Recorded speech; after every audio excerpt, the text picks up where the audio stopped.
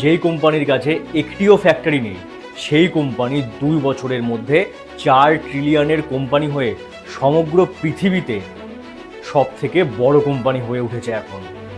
Apple, Google, মাইক্রোসফটকে এক ঝটকায় পেছনে ফেলে দিয়েছে এই কোম্পানি। পৃথিবীর ইতিহাসে এই ঘটনা প্রথম। 2023 সালে এই কোম্পানির মার্কেট ক্যাপ ছিল 1 ট্রিলিয়ন, আর আজকে 2025-এর জুলাই মাসে এই কোম্পানির মার্কেট ক্যাপ কিন্তু হয়ে গেছে 4 ট্রিলিয়ন। কি নাম এই কোম্পানি? এই কোম্পানির নাম হচ্ছে এনভিডিয়া। এই কোম্পানির মার্কেট ক্যাপ কিন্তু পৃথিবীর সমস্ত বড় বড় দেশের থেকেও বেশি। আমেরিকা, চীন, জার্মানি, ইন্ডিয়া, এই 4টি দেশের জিডিপি যতটা, তারপরেই হচ্ছে এই কোম্পানির মার্কেট ক্যাপ 4 ট্রিলিয়ন মার্কিন ডলার। ইন্ডিয়ার জিডিপি হচ্ছে 4.1 ট্রিলিয়ন, আর এই কোম্পানির মার্কেট ক্যাপ হচ্ছে 4 ট্রিলিয়ন ডলার।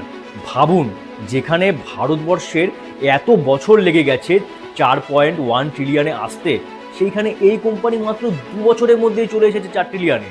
পৃথিবীতে এমন কোনো কোম্পানি নেই যেই কোম্পানি 2 বছরের মধ্যে 1 থেকে 4 ট্রিলিয়নে এত ফাস্ট এসে গেছে। আর সব থেকে আশ্চর্যকর বিষয় হচ্ছে এই কোম্পানিটা, এই এনভিডিয়া কোম্পানিটা 1995 সালে ব্যাংকরাপ্ট হয়ে যাওয়ার দোরগোড়ায় চলে গেছিল, আর সেখান থেকে ঘুরে আজকে কোথায় দাঁড়িয়ে আছে এই কোম্পানি। এই কোম্পানির নিজস্ব কোনো ফ্যাক্টরি নেই, কারণ এই কোম্পানি চিপ শুধু ডিজাইন করে আর ম্যানুফ্যাকচার করাই হচ্ছে তাইওয়ানের থেকে। এবার প্রশ্ন হচ্ছে, এই কোম্পানির এত ভ্যালুয়েশন হলো কি করে? আমরা যে স্মার্টফোন ইউজ করি, তারপরে আমাদের বাড়িতে যে টিভি আছে, আমাদের যে 4 হুইলার আছে, গাড়ি আছে, ওই গাড়ির মধ্যে চিপ থাকে। এই চিপগুলো কিন্তু বানায় এই কোম্পানিটা। কিন্তু এই চিপগুলো বিক্রি করে এই কোম্পানির মাত্র 10% রেভিনিউ আসে, আর 90% রেভিনিউ আসে এআই চিপের মাধ্যমে। যেমন ধরুন চ্যাটজিপিটি, তারপরে গুগলের জেমিনি, এইগুলো কিন্তু এই এনভিডিয়ার চিপের মাধ্যমেই চলে। এনভিডিয়া কোম্পানির H100 এবং ব্ল্যাকওয়েল চিপ এই এআই কোম্পানিগুলো বিপুল মাত্রায় কিনে চলেছে। আর আপনারা তো জানেন বর্তমানে এআই এর ক্রেজ কোন লেভেলে পৌঁছে গেছে।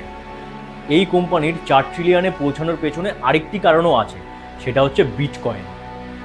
এই কোম্পানি যে গ্রাফিক্স কার্ডগুলো বানায়, এই গ্রাফিক্স কার্ডগুলো ব্যবহার হয় বিটকয়েন মাইনিংয়ের জন্য।